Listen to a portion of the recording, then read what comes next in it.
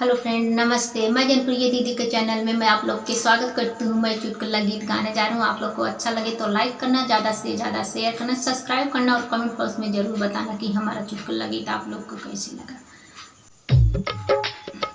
mummy दे न दे तू नीले रंग ओढ़ानिया ना, मम्मी दे न दे तू नीले रंग ओढ़ानिया ना, जेऊ बेटी दे बहाव नीले रंग ओढ़ानिया तोहरी गोरी बदनिया कौनो छैला से लड़ी जइहै नजरिया ना,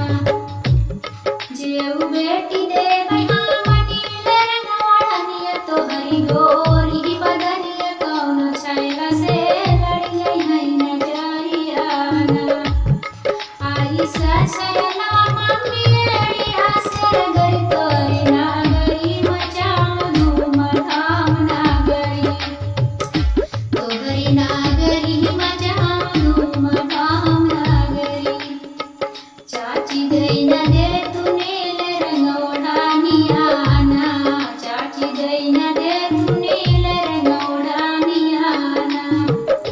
जेऊ बेटी दे बहाव नीले रंग ओढ़ानिया तोहरी गोरी बदनिया कौनो छैला से लड़ी जइहै नजरिया ना, जेऊ